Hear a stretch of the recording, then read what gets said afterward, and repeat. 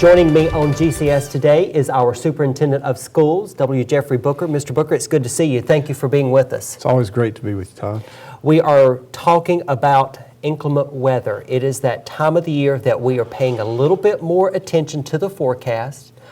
January and February usually are the months where we see a lot of inclement weather, but it's not unusual for us to see an ice storm in December or a snowfall in March. So we're paying attention to the weather right now.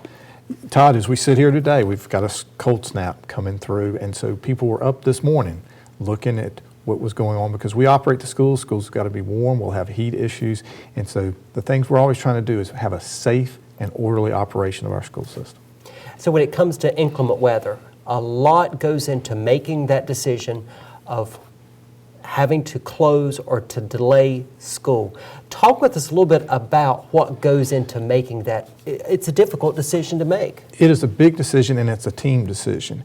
We have great partnerships in this community, local law enforcement, but mainly the county police, and they work with the North Carolina Department of Transportation, the State Highway Patrol, in gathering the information. They even will contact Greenville-Spartanburg, where the weather forecasts are coming from, to try and pull all that together to provide us information. And so as a team, in fact, that team met for the first time in October because you go through all the contacts, making sure who the players are and that they're in place so that when you have an event, it's an orderly process to make a decision. And we tell our students and the parents and the community that a decision is made by 6 a.m. And I know that some people like to get that decision before they go to bed. Sometimes that's possible, sometimes it's not. Talk with us a little bit about how that decision is made time-wise. It's a very difficult decision because forecasts move. You're dealing with winds, temperatures, and moisture. So all those combined can have an impact. So we'll try to work, and the team will meet in the afternoons and then be gathering the information and trying to see where we go. But usually if we haven't made a decision and had good solid information by 9 o'clock at night so that we can make the 11 o'clock news, we won't make that decision until the next morning. And the team will mobilize typically between 3 and 4 in the morning to begin gathering information. The main thing is to see, did the storm get here or not, and what are the conditions? And one of the biggest questions, I guess, that we get when it comes to inclement weather, some people ask us, my neighborhood is okay, my community is okay, but school is closed. Why does that happen? We are a school system, and we run a transportation system that will travel 12 to 15,000 miles during the run of our buses. And running those 200 buses, they run all over the county. And so parts of the county may not even see the storm, may not encounter it, and the other parts get inch or more and it stays. So that's the first thing that will happen. Some will not understand why it's been delayed or canceled. The second issue becomes there are some roads that are covered and don't get sun, don't melt, and we operate and we have some workarounds where we can avoid some of those roads, but that's where the North Carolina Department of Transportation becomes so critical because they will start giving us feedback on the conditions of roads and what they're going to be able to get passable for the next day.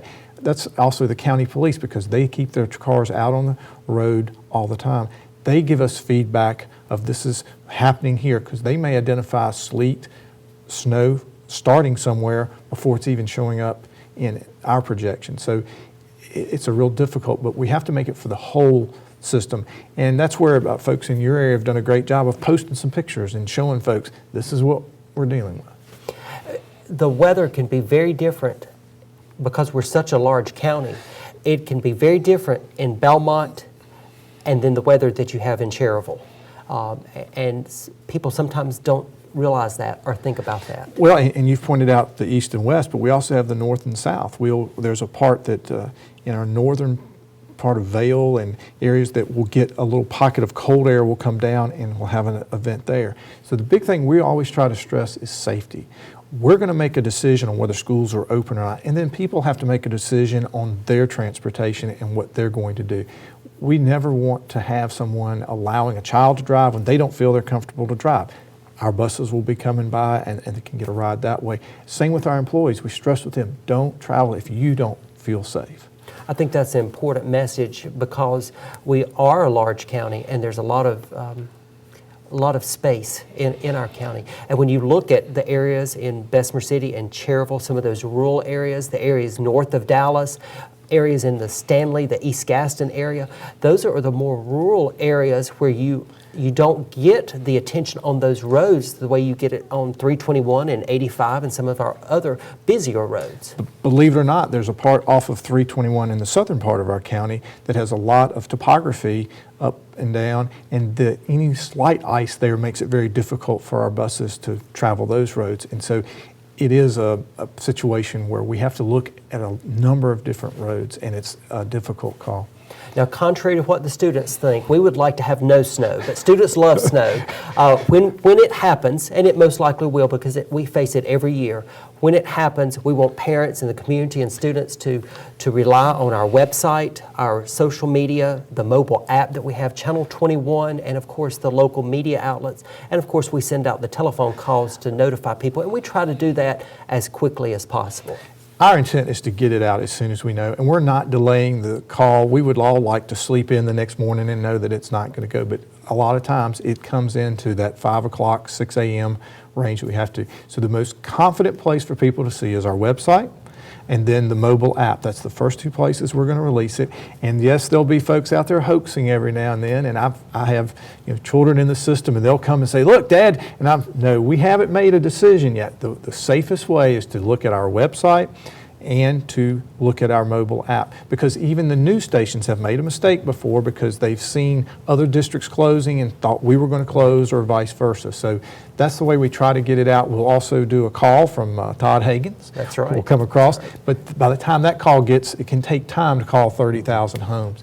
So the quick way for them, and the reason we do both is we know some people lose power and they say, "I can't get to the internet." So we hopefully by using the app, they can get it through their phone. That's right.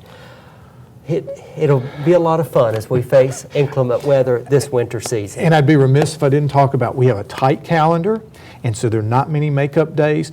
Please give us patience. We'll experience the days, and then we'll work through with the Board of Education on how those days will be made up if needed with making it up on an extra day. We understand spring break and its importance, but we want to make sure that we get our time with our children and have academic achievement.